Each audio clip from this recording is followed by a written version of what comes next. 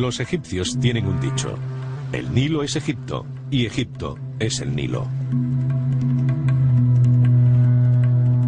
Desde el principio de los tiempos, el Nilo ha sido fuente de vida para las tierras que atraviesa.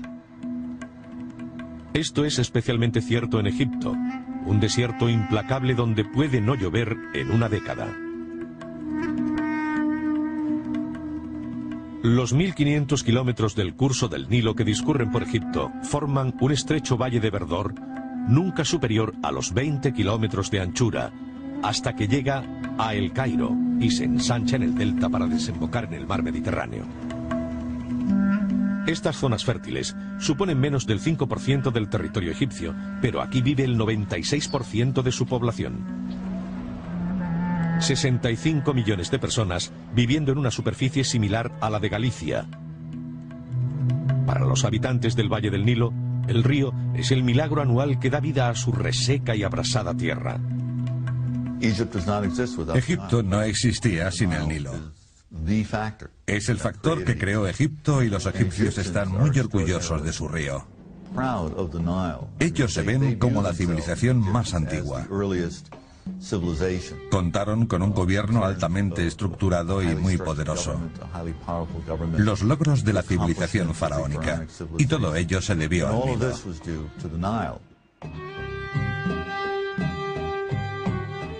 Los antiguos egipcios pedían a Hapi, el dios del río, el don del agua. El Nilo permitió transportar los grandes bloques para la construcción de las pirámides, pero esencialmente significa agricultura. Sin él no habría existido tan extraordinaria productividad y fertilidad. El limo, que durante un milenio permitió al país no solo producir suficiente alimento para ellos, sino incluso exportarlo. Pero la naturaleza puede ser veleidosa. Algunos años los dones del Nilo no fueron tan bienvenidos. En todo el territorio de Egipto hay historias coptas e islámicas sobre lo que ocurría cuando el país sufría inundaciones o sequías.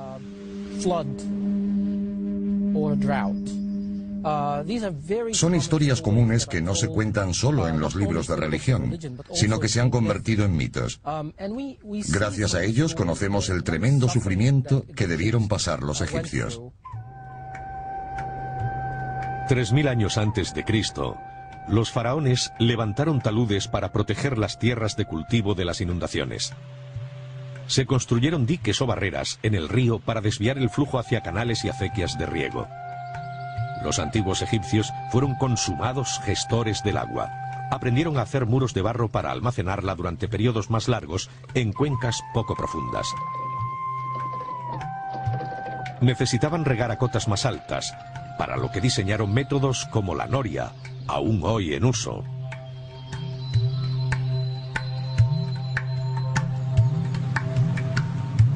El Nilo arrastraba sedimentos, llamados limo, en su recorrido desde las tierras altas de Etiopía. Durante una estación de lluvias normal, cuando se desborda, el río deposita este rico fertilizante en las tierras de labranza. Cuando el agua retrocede, los sedimentos permanecen. Con suficiente agua y gracias a la cantidad de horas de sol, los sedimentos hacían de este país el más fértil del mundo, capaz de producir 3 cosechas anuales. Pero eso era en un buen año, y los había malos.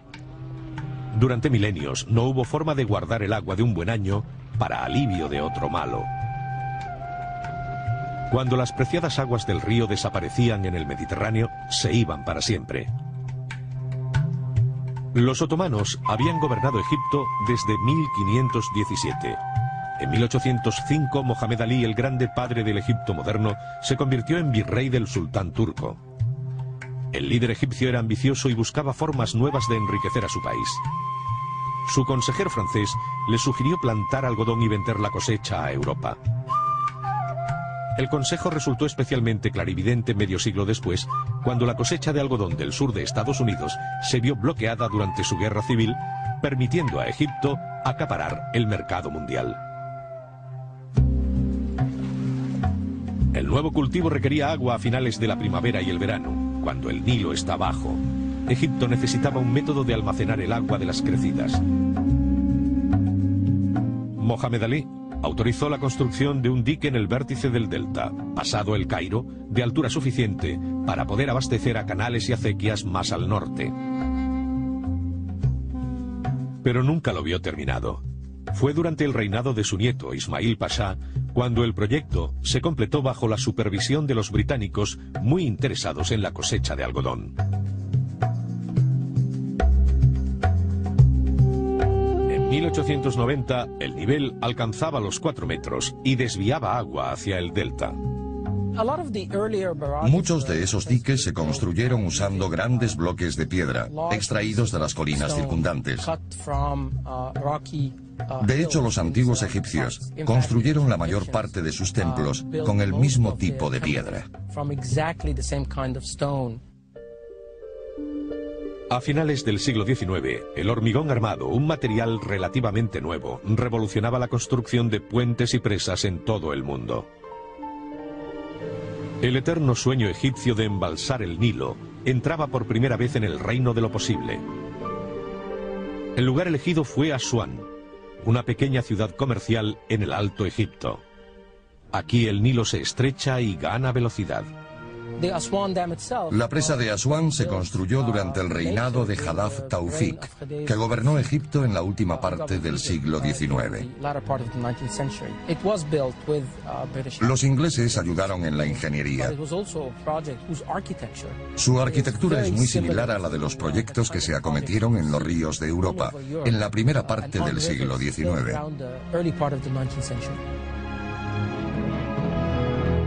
La presa original, o presa baja como es conocida hoy, se extendía 3 kilómetros a través del valle y se alzaba unos 30 metros sobre el lecho del río. Estaba diseñada para permitir que las lluvias anuales fluyeran libremente por sus compuertas. En la última fase de la crecida, se cerraban para almacenar el agua suficiente con la que regar los campos a finales del verano. La presa baja aumentó la productividad de la tierra cultivable, pero no era lo bastante grande ni resistente para almacenar más que el suministro de agua de un año, y en el continente africano son frecuentes las sequías de varios años. El éxito de la presa baja ayudó mucho a Egipto, pero solo proporcionó un alivio temporal a su eterna preocupación. Y el nuevo siglo descubriría que el problema se hacía más crítico.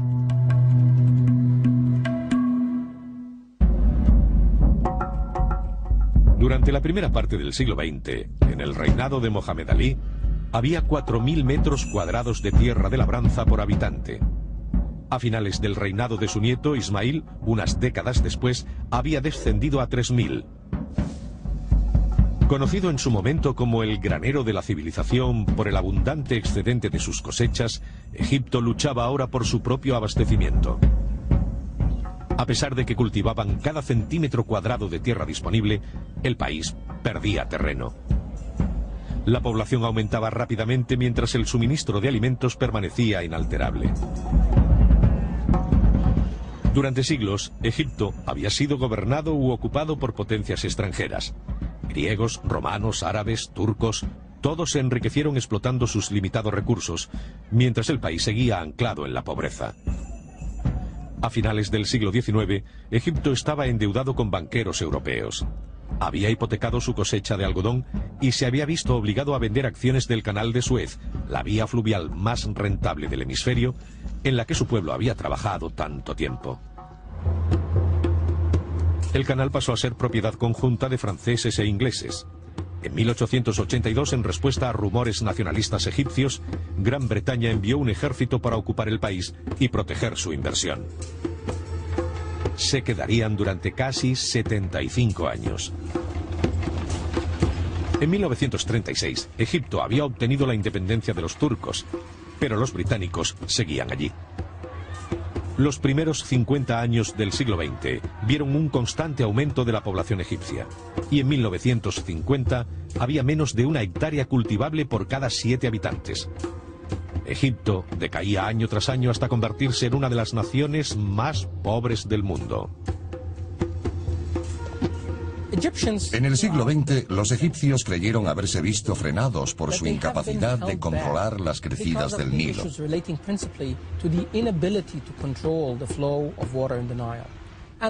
Para ellos era un sueño. La gente hablaba del tema en novelas, en la cultura popular. La idea de solucionar el problema estaba siempre presente en la mente de los egipcios. Y también en la mente de los oficiales que tomaron el control del gobierno a principios de los 50 como parte de la revolución egipcia. La revolución comenzó el 23 de julio de 1952 con un sangriento golpe de Estado. Un grupo de militares que se autodenominaban oficiales libres se hicieron con el poder enviando al rey Farouk y su familia al exilio.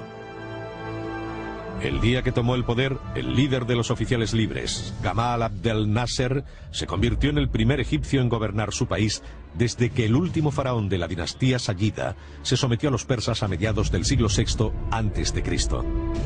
El nuevo régimen buscaba un nuevo símbolo, un elemento de movilización con el que unir a los egipcios e infundir confianza en la comunidad mundial de que el país estaba en buenas manos. A las 2 semanas encontraron su motivación. Un proyecto de ingeniería olvidado durante mucho tiempo por problemas burocráticos. Un ambicioso plan para construir una gigantesca presa en Asuán, cerca de la presa baja. Gamal Abdel Nasser soñaba con transformar el paisaje de Egipto cambiando el paisaje del Nilo. Si construían la presa alta de Asuán, no solo podrían cambiar el curso del río, sino también permitir la introducción de canales que partieran del Nilo y que transformaran el vasto desierto egipcio. La presa alta sería el primer gran paso adelante en el futuro de progreso que Nasser había prometido a su pueblo. El Consejo Revolucionario, pero especialmente Gamal Abdel Nasser, decidieron hacerlo. Serviría para simbolizar el nuevo Egipto y la revolución. Y aún más importante, les daría la seguridad que Egipto necesitaba y no tenía.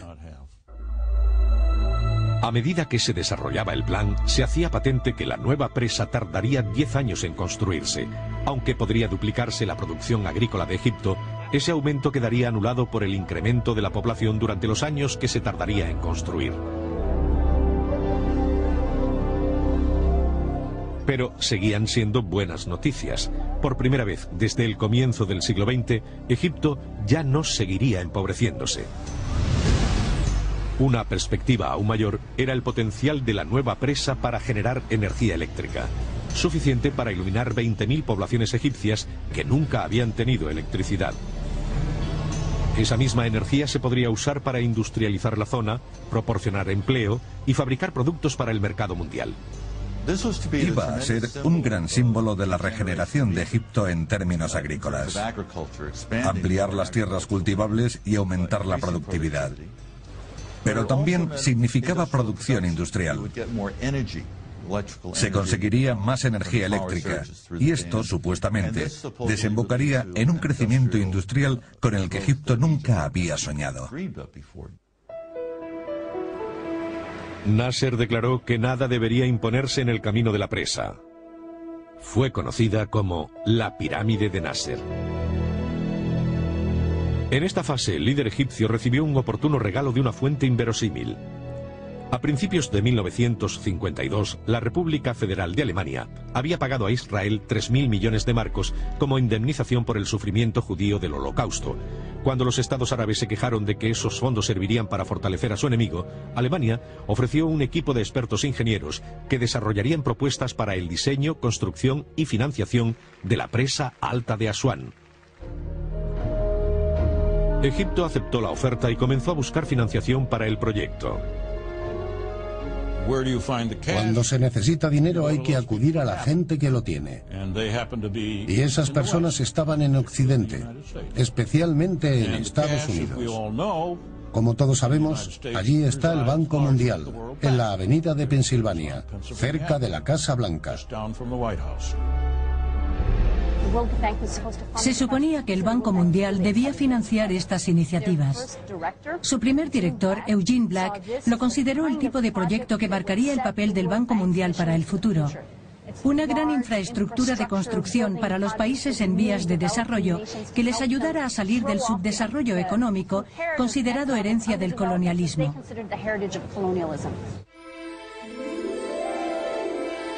Puede que el Banco Mundial estuviera deseando prestar dinero a Egipto para la presa, pero sus miembros más influyentes tenían fuertes reservas.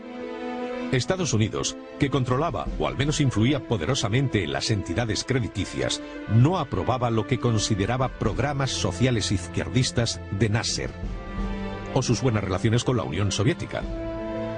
Esto ocurría en medio de la Guerra Fría y las potencias occidentales no querían conferir un mayor poder al que consideraban un candidato al bloque soviético. La fase de diseño tardó 2 años. Una vez acabados los planos alemanes, el Banco Mundial envió expertos a juzgar si la presa compensaba económicamente a Egipto y a sus inversores. Ese proceso llevó otros 2 años. En 1956, el Banco Mundial había decidido respaldar el proyecto. Pero, entre tanto, surgieron complicaciones. Cuando estalló la guerra con Israel, Nasser pidió armas a Occidente que le fueron denegadas. Entonces solicitó ayuda a los soviéticos, que habían hecho un acuerdo armamentístico con Checoslovaquia. Nasser enfureció aún más a los capitalistas occidentales, reconociendo oficialmente a la China comunista. A Nasser nunca le habían gustado los términos del préstamo que le ofrecía el Banco Mundial. Pensó que daba demasiado control a Occidente sobre los asuntos internos de Egipto. Pero sus asesores le aconsejaron aceptar la oferta mientras estuviera sobre la mesa. Nasser lo hizo, pero el secretario de Estado, John Foster Dulles, le informó de que la oferta ya había sido retirada. Enojado, humillado, Nasser anunció un plan alternativo para la financiación de la presa. El 26 de julio de 1956 comunicó la nacionalización del Canal de Suez. La presa de Asuán, dijo, se construiría con los beneficios del canal. El canal se nacionalizó en 1956, solo unos años antes de que volviera a control egipcio. Porque el contrato era por 99 años, desde 1869 a 1968. Egipto había prometido compensar a los accionistas, principalmente británicos y franceses, con los ingresos del canal. Y Egipto, de hecho, cumplió la promesa, y en 1963 ya había pagado lo que le debía a los accionistas. Para Egipto, controlar el Canal de Suez era más que un tema económico. Enviaba una señal al mundo de que la nación estaba empeñada en su nuevo rumbo de autodeterminación. Francia y Gran Bretaña reaccionaron con ira, enviando tropas para invadir Egipto y recuperar el canal.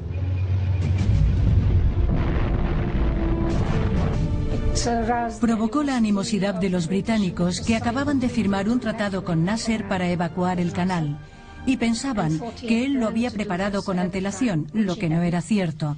Los israelíes temían que Nasser comprara armas, cosa que ya había hecho a los checos, así que los tres se unieron y decidieron invadir Egipto en 1956. Inglaterra, Francia e Israel. Eisenhower condenó este acto y los obligó a retirarse de los territorios que habían ocupado. Rusia y Estados Unidos intervinieron y pusieron fin a la situación. Pero el canal ya estaba nacionalizado y Egipto usó los fondos del canal para ayudar a construir la presa alta de Asuán. A Egipto le quedaban pocos amigos en el mundo cuando en octubre de 1958 apareció una nueva oferta de financiación. Los soviéticos proponían construir la presa. El acuerdo contenía más condiciones que la oferta occidental, pero aquella propuesta ya no estaba sobre la mesa.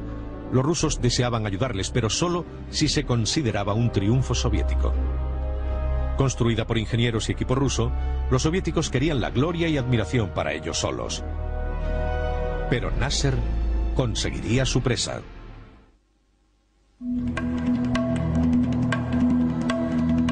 La ciudad de Asuán tiene más de 2000 años de antigüedad. Fue un mercado donde se compraban y vendían productos de todo el continente africano. En 1960, ingenieros rusos y egipcios llegaron a Asuán para comenzar a trabajar en una presa que no solo proporcionaría un completo control de las crecidas estacionales y anuales del Nilo, sino que también sería una fuente constante de energía eléctrica. El lugar elegido estaría a 6 kilómetros al sur o corriente arriba de la vieja presa baja. Allí las orillas del río eran de granito. Había que construirla en algún lugar al sur de la vieja presa, principalmente porque ese es el extremo más meridional de Egipto. Desde ahí se puede controlar la mayor parte del caudal del Nilo. Es una zona que permitiría construir un lago con los menores efectos dañinos. Era la zona menos cómoda porque se trataba principalmente de un desierto. El fondo del río, una masa blanda de légamo y depósitos arenosos, ponía el lado negativo. Esta base tendría que ser solidificada para evitar que el agua se filtrara bajo la futura presa. Los diseñadores alemanes habían calculado los requisitos anuales de agua de Egipto desde la época de los faraones. Decidieron que las necesidades actuales del país se satisfarían con 170.000 millones de metros cúbicos de agua. Como el fondo del Nilo era blando e inestable hasta una gran profundidad, no era viable una estructura convencional de hormigón. La presa alta tendría que ser de materiales sueltos, una colina o cresta en el río de roca, gravilla y arena. Este tipo de presa se amolda al fondo del río, distribuyendo su peso sobre una gran zona sin ofrecer en ningún punto un frente perpendicular a la fuerza del agua. El plan requería de unas ataguías o presas temporales a ambos lados del curso. Eso desviaría la corriente del río mientras se construía la presa. En los embalses convencionales, las ataguías se destruyen cuando se acaba la presa, pero en este caso se propuso incorporarlas a la estructura principal y cubrirlas de hormigón para que formaran las caras norte y sur de la presa. El núcleo central, asentado firmemente entre las ataguías, sería construido con arcilla y fortalecido con una estructura horizontal de hormigón reforzado bajo el vértice.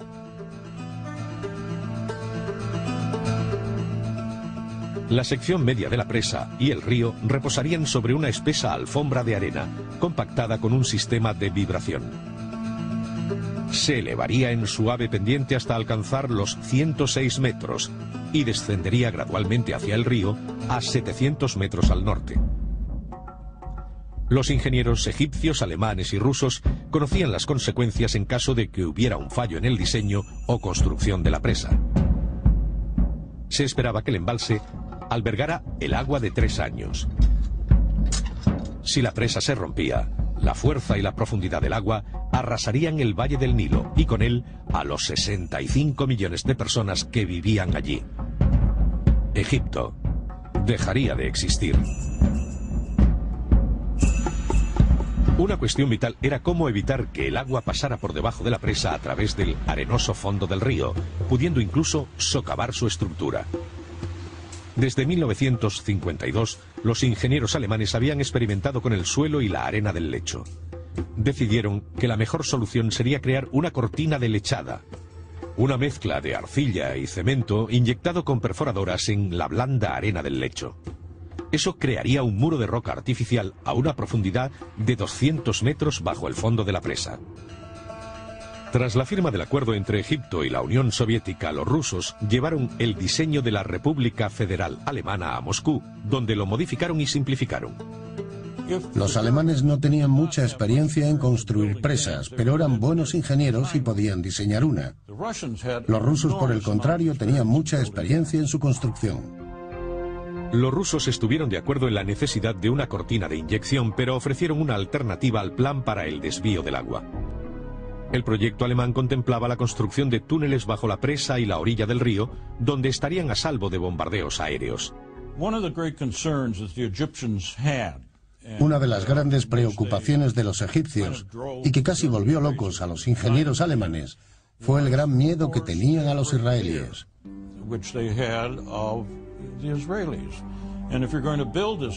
Pensaban que si iban a construir esa presa, alguien podía hacerla volar.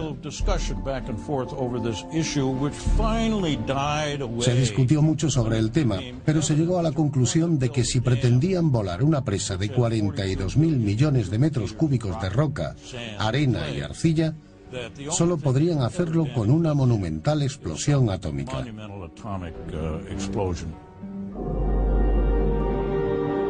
La alternativa rusa abogaba por un gran canal de desviación de casi 2 kilómetros de largo y 60 metros de ancho para ser construido en la orilla oriental. La central hidroeléctrica se construiría en este canal. Aquí el agua pasaría por las 12 turbinas de la planta para producir una potencia máxima de 2.100 megavatios, un tercio más que la presa Hoover en Norteamérica. Los trabajos comenzaron el 9 de enero de 1960, cuando el presidente Nasser encendió las 20.000 toneladas de dinamita para empezar a abrir el canal de desvío. Cuando el humo se disipó, había comenzado una nueva era para Egipto. La primera fase de la construcción de la presa alta de Asuán fue la más crítica. El canal de desvío tenía que estar acabado para el verano de 1964, antes de que las crecidas de agosto llegaran a Asuán. Cuando llegaron los rusos en 1961, los ingenieros egipcios, que llevaban viviendo a orillas del río desde el principio de los tiempos y sabían cómo se comportaba, les dijeron a los soviéticos que si iban a construir las ataguías, tendrían que hacerlo antes de que llegaran las grandes crecidas, si no, se llevarían por delante el trabajo ya hecho. Fue una tarea lenta. Aparte de las predecibles barreras culturales y lingüísticas, faltaba equipo, y el calor egipcio era asfixiante. En el verano la temperatura alcanzó los 50 grados a la sombra. Cuando tuvieron energía eléctrica, trabajaron por la noche. Los ingenieros egipcios culpaban a los rusos de su ineficacia y del fracaso de sus herramientas. El equipo ruso estaba diseñado para el clima frío, y Asuán es uno de los lugares más calurosos del planeta. El segundo problema era que la organización y traslado de grandes cantidades de equipo desde Asia Central y el interior de Rusia hasta Asuán resultaba extremadamente complicado. Nunca se habían atravesado esas rutas. Y el tercer problema era quién iba a manejarlo. ¿Un par de camelleros? Equipos rotos, perforadoras inservibles y camiones con ruedas pinchadas provocaron retrasos e interrupciones en el trabajo. Las peleas y el descontento general provocaron desórdenes y huelgas. El contrato con los soviéticos obligaba a que solo contratistas rusos trabajaran en la presa. Pero Nasser empezaba a ser consciente de que los rusos serían incapaces de cumplir la fecha acordada de 1964. A pesar de las objeciones de los soviéticos, Nasser subcontrató a empresas árabes. Los árabes tenían experiencia en grandes proyectos, habían trabajado en el Canal de Suez y en el aeropuerto de El Cairo. Los nuevos contratistas optaron por las herramientas inglesas que tanto éxito habían tenido en el pasado. Se contrataron 30.000 trabajadores egipcios y árabes con salarios altos pagados en rublos rusos. La cosa comenzó a cambiar en 1962, cuando empezaron a llegar a Asuán más hombres y suministros. A medida que el trabajo progresaba y el avance se hacía visible, crecía la moral. Egipcios y rusos se respetaban mutuamente y estaban orgullosos de trabajar en lo que sabían era el proyecto de una vida. En mayo de 1964, se completaban con meses de antelación el canal de desvío y la ataguía superior para alivio de ingenieros y políticos. El presidente Nasser invitó a Nikita Khrushchev a celebrar el evento. Con el plazo previsto cumplido, la terminación de la presa alta parecía factible. La solución para el viejo problema de Egipto, lo imprevisible del Nilo, estaba a su alcance. La presa incrementaría la producción agrícola del país en un 30%. La central hidroeléctrica multiplicaría por 8 la energía disponible entonces. Pero el progreso tendría un precio. El embalse que crearía la presa podría extenderse casi 500 kilómetros por el desierto sur, penetrando en Sudán. Este desierto era Nubia, hogar durante milenios de una de las culturas más antiguas y orgullosas del mundo. Nubia es uno de los reinos más antiguos, el viejo reino de Kush. Los nubios no son árabes y llevaban allí desde el principio de los tiempos.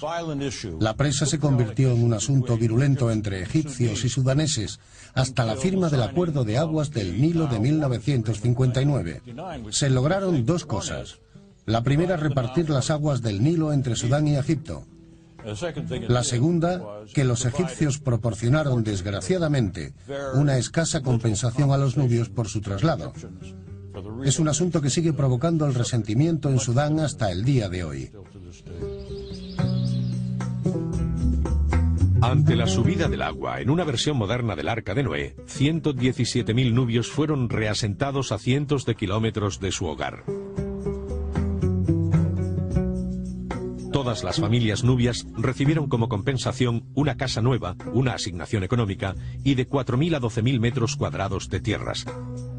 Y por primera vez en sus vidas, tuvieron electricidad. Pero otras víctimas seguían en terreno inundable. Muchos templos egipcios antiguos iban a desaparecer bajo las aguas del lago Nasser. El más importante era el de Abu Simbel. Este templo siempre estuvo en la orilla del Nilo, en una península, y siempre había sido un importante lugar turístico.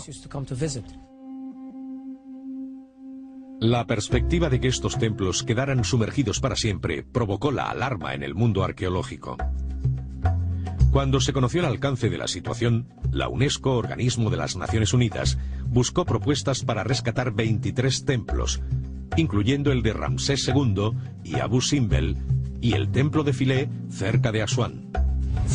Algunas incluían auténticas locuras, como la de que hiciéramos un muro de cristal para que la gente bajara en ascensores a ver los templos.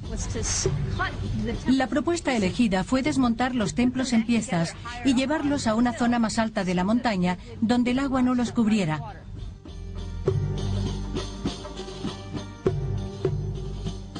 Así el templo de Philae pudo ser recolocado. Pero los de Ramsés II y su esposa Nefertari presentaron un problema mayor. Estos no eran exentos, sino que habían sido excavados en la montaña.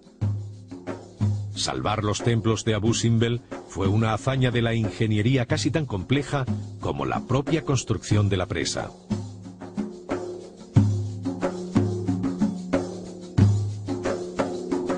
Tres equipos de ingenieros, trabajando día y noche durante 5 años, trasladaron no solo los templos, sino parte de la montaña donde fueron excavados. El templo estaba allí, donde está aquella gran roca, a 60 metros por debajo del agua. Vinieron muchas empresas. Tuvieron que cortar toda la montaña en piezas. Cortaron el templo en bloques y lo recolocaron 200 metros más atrás. Si le añadimos los 60 metros de altura, eso ya era un lugar seguro. Sabían que el nivel más alto del embalse sería de 183 metros sobre el nivel del mar, justo donde ahora está. Hoy el paisaje que rodea el lago Nasser está lleno de templos reubicados, gracias a los esfuerzos de conservación de un país u otro. Hablamos de Alemania, Holanda o Francia. Estos países se enorgullecen de haber contribuido a la edificación de la presa alta de Asuán, y de alguna manera al lago Nasser a través de la preservación de estos templos. Ha sido un gran cambio. Occidente negó a Egipto la financiación de la presa, pero terminó ayudando en su conservación, viéndolo como el legado internacional que es la antigua civilización egipcia y sus templos. La presa alta de Asuán se acabó en 1970, 10 largos años después de su inicio. Por primera vez en su noble historia, el río Nilo había sido doblegado. Egipto era rescatado de su secular espiral de pobreza. El coste había sido alto, unos 100.000 millones de dólares. Había costado mucho esfuerzo y sufrimiento. Se estima que 1.000 hombres perdieron la vida en accidentes en las obras. La presa hizo desaparecer el espectro del hambre del futuro inmediato de Egipto, pero no fue una solución perfecta. 30 años después de su finalización, sus efectos secundarios continúan repercutiendo. Hace medio siglo, una nación pobre tomó importantes decisiones para su futuro. Decisiones que asegurarían su supervivencia como nación y como una de las culturas más duraderas y apreciadas del mundo. Hoy Egipto está cosechando los beneficios y consecuencias de aquello. Según muchas organizaciones internacionales y renombrados eruditos, la Gran Presa está considerada uno de los logros más importantes del siglo XX. Egipto ganó mucho con ella. Por un lado, un control total del río, y por otro, ver satisfechas nuestras necesidades vitales de agua, con independencia de su caudal.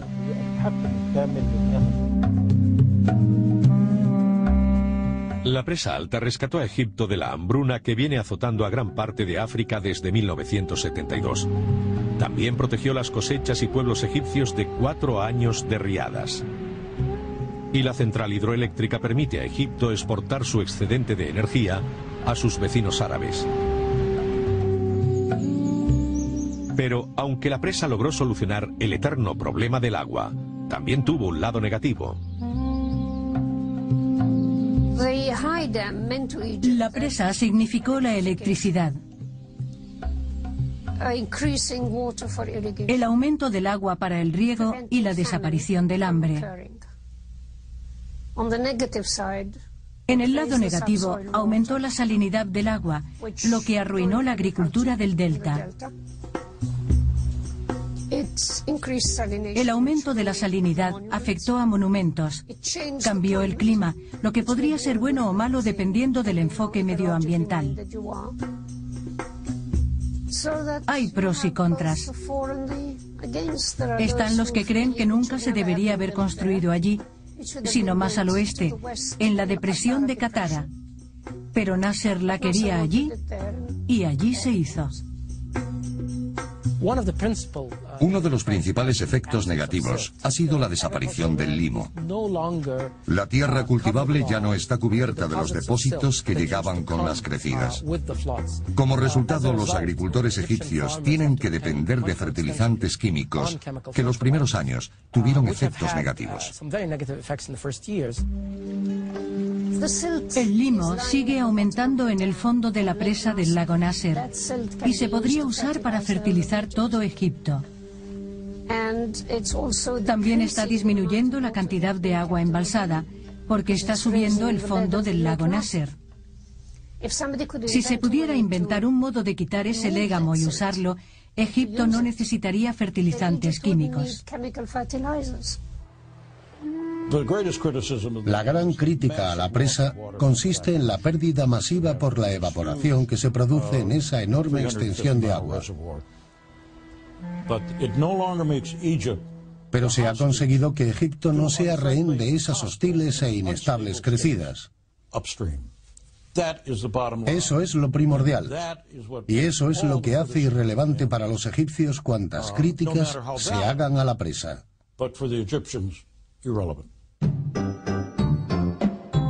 Hoy Egipto continúa mirando hacia el futuro. Ya hay un ambicioso proyecto en marcha para crear un afluente artificial del Nilo que comenzaría en el pueblo de Tosca, en la orilla del lago Nasser. El nuevo canal iría paralelo al río. Es una inversión monumental. Costaría más que la presa y el canal de Suez juntos. El proyecto Tosca está considerado el sueño del futuro y de las generaciones venideras, porque la mayoría de los egipcios viven en las regiones del valle y el delta. Hay una auténtica crisis de población. Existe la necesidad de transferir algunas de estas zonas densamente pobladas del valle y el delta a lugares fuera de estas áreas. En el futuro, Egipto tendrá dos tierras, no una sola. Tendrá dos valles, no uno. El otro empezará en Tosca, cruzará el oasis y llegará al Mediterráneo. Entre las dos tierras se podrá establecer otra civilización. Aportando al desierto agua y fertilizante, se puede tener un segundo valle del Nilo, si el proyecto llega a buen término. Y se podrá alimentar al doble de personas que hoy. No habrá que importar trigo de América. Egipto tendrá su propio trigo, su propia comida e incluso podrá abastecer al resto de África. Si recordamos los esfuerzos de Egipto en el pasado para alimentar y acomodar a su población, hoy parece un sueño que esta nación llamada en su momento el granero de la civilización pueda volver a asumir ese papel. La historia ha demostrado que los egipcios son unos supervivientes y que no se dejan intimidar por grandes proyectos. A los egipcios les gusta ser colosales. Les viene de la época de los faraones. Gamal Abdel Nasser murió en 1970 sin haber visto acabada la presa de Asuán. El entierro de Nasser fue un gran acontecimiento. 1 millón de egipcios llenaron las calles del Cairo para llorar su muerte. Resultó irónico que 6 meses después la presa de Asuán fuera inaugurada por Anwar el-Sadat, su sucesor. El hecho de que el lago, el mayor de Egipto, uno de los más grandes de África y uno de los lagos artificiales más grandes del mundo, se llame el lago Nasser, sirve de reconocimiento a su creador. El nombre de Nasser nunca será olvidado gracias a este proyecto. 30 años después de su finalización, muchos egipcios demasiado jóvenes para recordar las sequías y las crecidas no le dan el valor que tiene. Pero sus vidas se han visto sumamente afectadas por la presa.